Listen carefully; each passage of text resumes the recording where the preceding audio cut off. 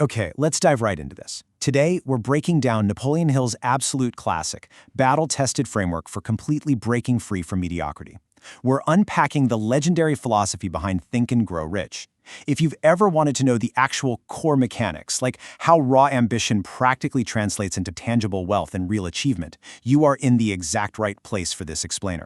Now, you might be wondering, why is it that two people can have the exact same education, literally the exact same opportunities, yet one ends up building massive wealth and influence, and the other just stays completely stuck? Well, it's not luck. It's absolutely not an accident. As our source material reveals, success follows very specific, predictable laws. By the end of this explainer, you're going to have a powerful psychological toolkit to completely rewire how you approach your biggest goals. So here's our roadmap for condensing this massive 13-chapter philosophy into a sleek, forward-moving narrative. We're going to cover 1. Conquering ghosts of fear, 2. The foundation of achievement, 3. Turning imagination into action, 4. The power of persistence, 5. Building a mastermind alliance, and finally 6. Programming the subconscious mind. Let's get right to it. Section 1. Conquering Ghosts of Fear. Because, look, before we can even begin to build wealth, we absolutely have to identify those invisible, internal barriers that are holding us back. Hill identifies 6 ghosts of fear that quietly sabotage our potential: poverty, criticism, ill health, loss of love, old age, and death. And what's really fascinating here is just how subtle they are.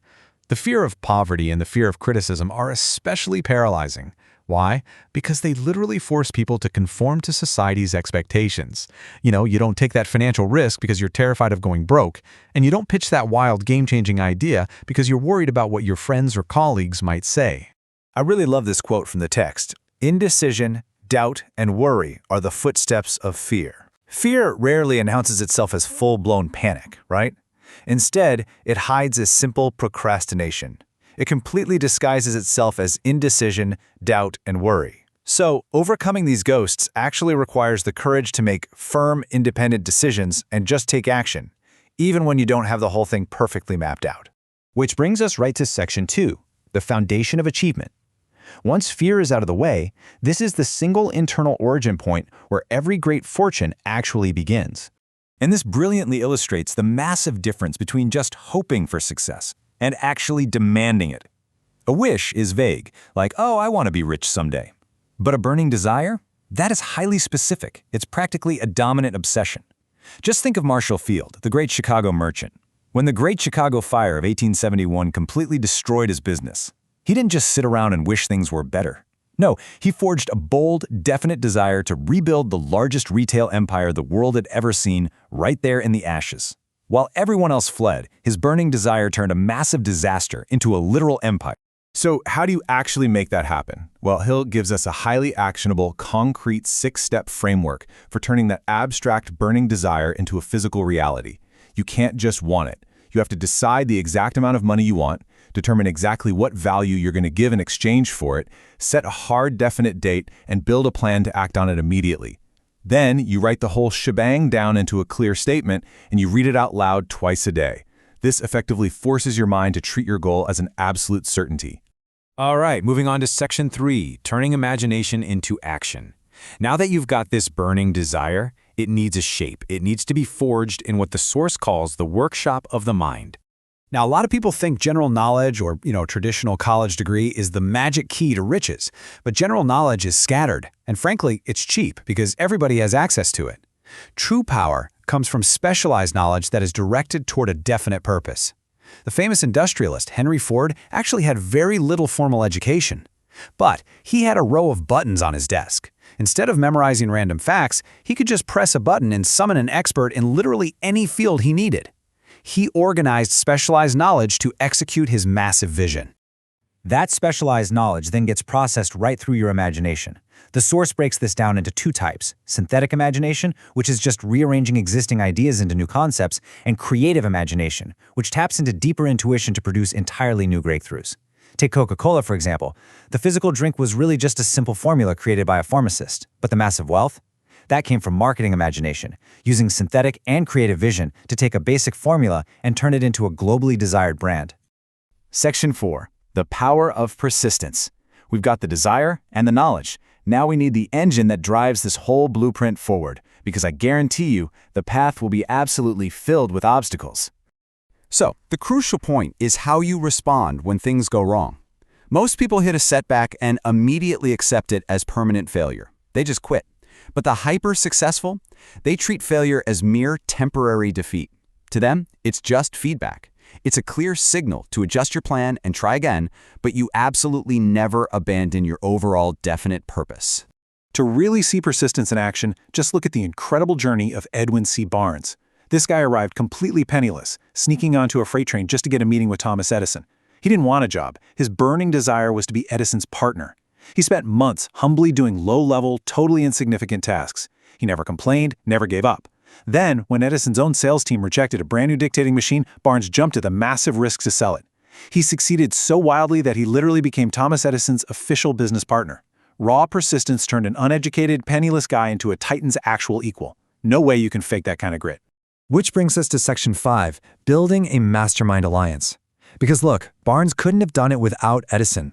No one, and I mean no one, achieves extraordinary success completely isolated from other people.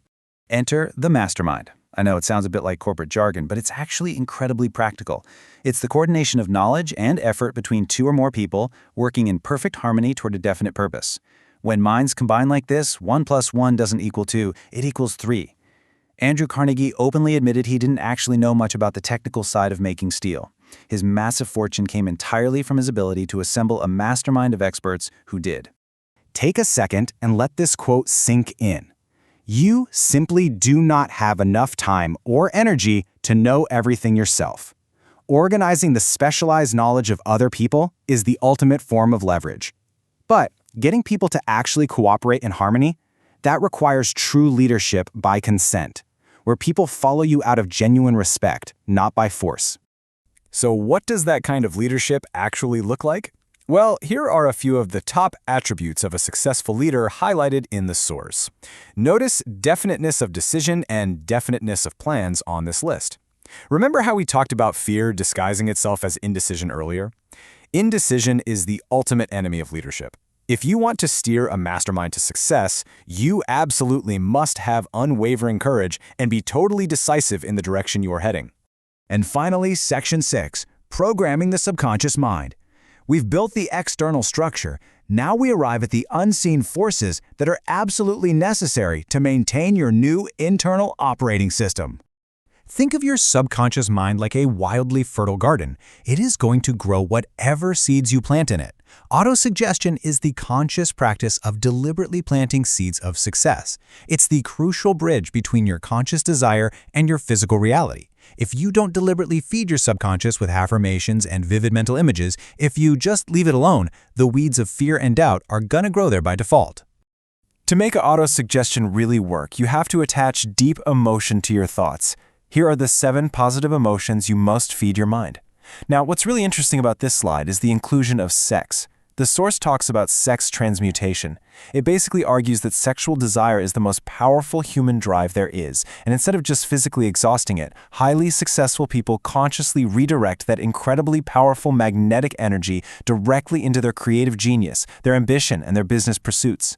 When you master your fears, hone your desire, persist through failure, and successfully program your subconscious, you finally unlock the ultimate reward of this entire framework, the sixth sense. This is described as a heightened intuition, a literal connection to infinite intelligence that acts almost like a guardian angel. It gives you these sudden flashes of insight and hunches that guide you perfectly when logic alone just falls short. But remember, this door only opens when all the other principles are fully mastered. So, we've laid out the blueprint for you. You now know the mechanics of desire, specialized knowledge, raw persistence, and the subconscious mind. So what does this all mean? The only thing left is your decision. What burning desire are you going to choose? What vision will you hold on to, even when circumstances seem totally against you? What riches will you absolutely refuse to stop chasing until they are yours? The tools are right here in your hands. Take them, apply them, and refuse to ever accept permanent failure. Thanks so much for joining me for this explainer, and I will catch you in the next one.